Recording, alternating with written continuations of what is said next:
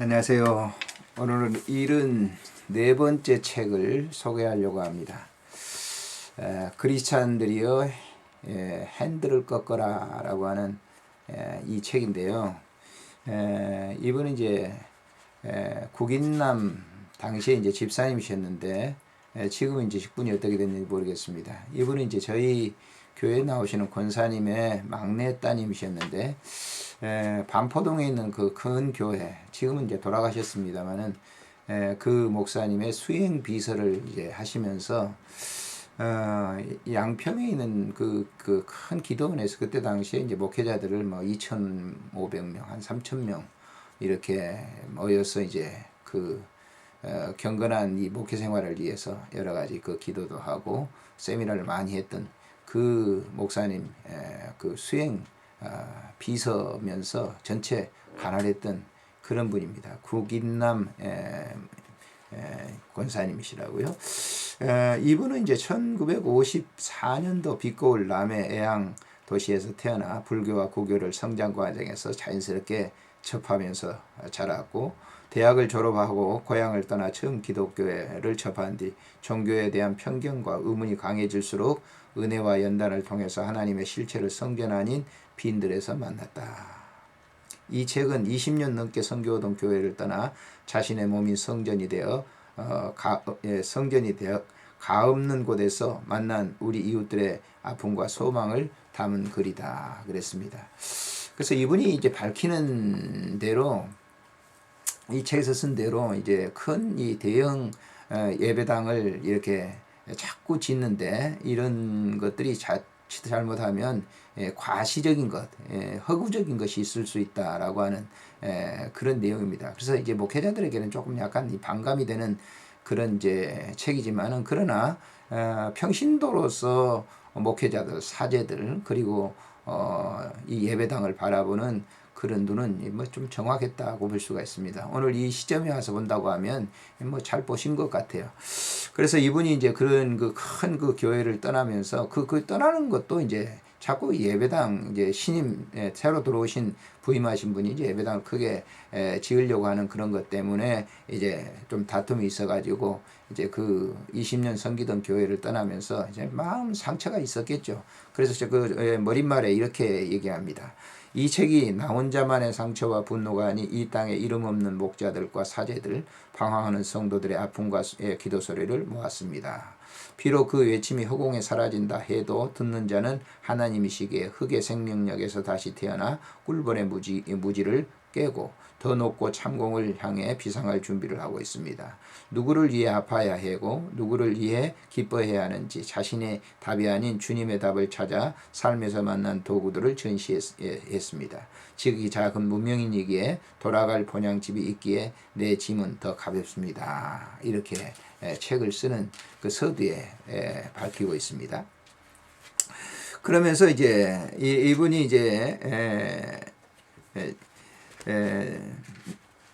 쓴 이제 차례를 보게 되면 상당히 현대적인 그 용어를 이렇게 사용하면서 썼기 때문에 도전도 되고 또 읽으면서 또 기감이 있는 것도 있고 그렇습니다. 어떤 면에 또 반감도 있을 수 있죠. 그렇지만 이제 이분이 그 본 그 기독교에 대한 것이기 때문에요. 참고적으로 이렇게 잘 이렇게 보시면 좋을 것 같아요.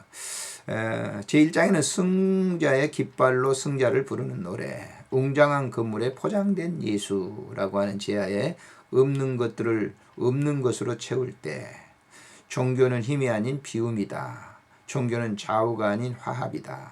종교는 흩어질 때 생명이 된다. 종교는 특권이 아니다. 산자의 하나님을 찾아서 경영은 물 흐르듯이 경영은 독주가 아닌 합주다. 이렇게 해서 교회 안에서 이루어지는 여러 가지 그 일들을 갖다가 하나씩 이렇게 꼬집어서 이렇게 드러내 놓고 있습니다. 두 번째는 바퀴 달린 십자가 뒤에 숨겨진 야망들, 열매 없는 큰 나무들, 고난이 있는 곳에 성지임을, 이런 제야로 글을 썼고요. 세 번째는 바람난 한국교회, 예배당, 경로당, 억지당, 배불러 죽겠네, 이벤트와 거품은 공룡의 뇌, 교회는 응급실이다, 거품은 거짓의 실체, 긍정과 부정 앞에서 만장일치의 허와 실, 숫자의 허상, 건축의 허상, 건축보다 생명을 움직이는 성전, 건물 없는 교회, 업적이 사라진 것들, 잘 이렇게 지적해 놓은 것 같아요. 웅장하게 그 건물 속에 포장된 기독교의 빈약성을 얘기를 하고 있어요. 본질적인 기독교는 사라지고 겉에 외모만 웅장하고 사람만 드러나고 하나님의 영광 가려진 그런 그 세태들을 그런 것을 지적을 하고 있습니다. 네 번째는 교회를 떠나야 교회가 산다. 돌아가지 않는 꿀벌, 꿀벌은 전도자, 익명의 꿀벌을 찾아서 꿀벌은 성도다. 고이는 물은 썩을 수밖에 빈 집은 도적이 주인이다. 생명을 살리는 곳으로 산상수훈의 8계명이라고 하는 교회는 세상으로 나가야 되죠. 근데 한쪽으로만 자꾸 들어오니까 그게 이제 문제라고 하는 거예요.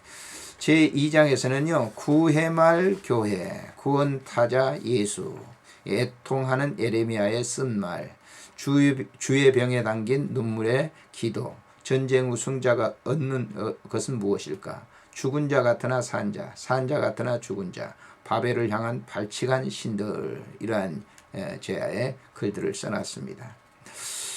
두 번째는 은 30냥에 팔린 말씀, 말씀이 상품화될 때 혹시나가 역시나 목회자 자신의 말은 사담이다.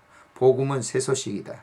총은 약자를 살리는 도구, 총을 거두어 보습으로 구판이 된 강대상, 주여 어찌하오리까? 진리는 사람을 남긴다. 기적은 말씀을 믿을 때.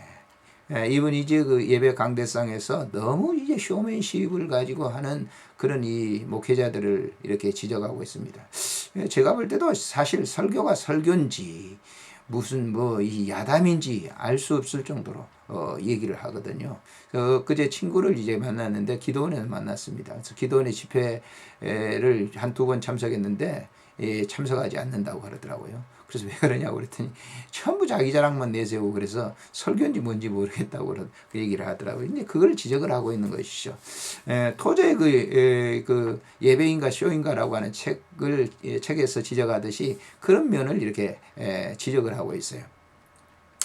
세 번째는 무명한 자를 사모하라. 짱들의 시대, 말짱은 허당, 맘짱은 성자, 쌈장은 폭군, 뽐짱은 싹군, 내향을 먹이라. 하기보다 사명, 신앙은 삶이다. 쓴 말을 보약으로 먹을 때, 침묵의 언어는 감사다. 나만의 천국은 자멸의 길, 샤머니즘 기독교, 승자의 편리, 무엇을 듣고 보았단 말인가? 하나님보다 더 높아지려는 고만, 승자의 논리에 대해서 이렇게 잘 써놓으셨습니다. 평신도로서 이렇게 기독교의 깊은 내면을 볼 수 있었던 것은 아까 얘기했던 대로 이제 당신이 그 수행비서로 섬겼던 그 목회자 이 집회를 통해서 수많은 그 강사들, 유명 강사들이 그 목사님들이 오셨을 거 아니에요. 그 배우를 이렇게 쭉 보시면서 자기가 옆에서 본 그런 정확하게 본 것이죠. 그런 것들을 이렇게 적나라하게 이렇게 했습니다. 이 책의 그 표제에 나와 있는 대로 크리스찬이여 핸들을 꺾어라라고 하는 그 제하의 글을 제가 읽어드리겠습니다. 차를 운전하며 목적지를 향해 출발한다 보면 가끔 길을 잘못 들어서 핸들을 꺾어야 하는 때가 있다. 지난날 나도 삶의 현장에서 수시로 핸들을 꺾어 겨우겨우 목적지를 찾은 짧은 경험이 있다. 전공한 의상 디자인에 관심이 많아 교회 내 공동체를 떠나 삶의 현장으로 나가본 것이다. 밤 시장과 새벽 시장에 둘러보니 삶의 현장은 그야말로 전쟁터를 방불케 했다. 살아남으려는 그들의 분주함과 열정이 한없이 나를 부끄럽게 했다. 철저한 신앙이 되려면 먼저 철저한 사인이 되어야 했다.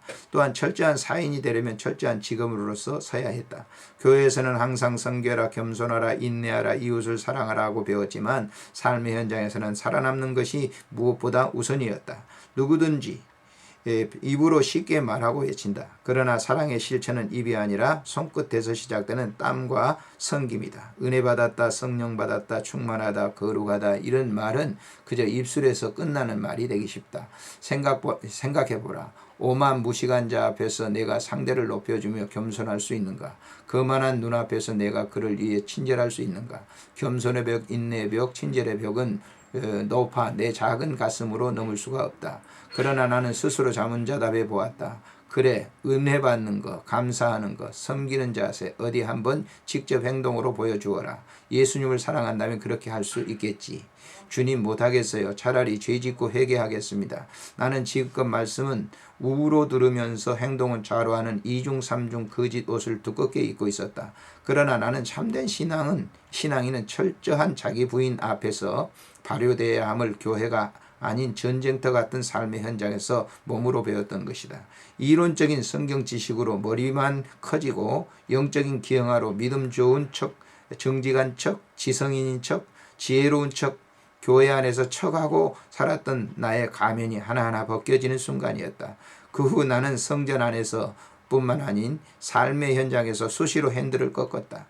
겸손과 섬김의 길을 향해 과감하게 핸들을 꺾어 비포장 도로로 달려갔을 때 본향은 그리 낯설지가 않았다라고 하는 상당히 제 마음에 와닿는 그런 글이죠. 이 목회자로서 이 책을 보면서 평신도가 훨씬 더 그 깊은 내면의 세계를 이렇게 볼 수 있겠구나라고 하는 생각을 갖습니다. 이 책을 이렇게 추천합니다. 안녕히 계십시오.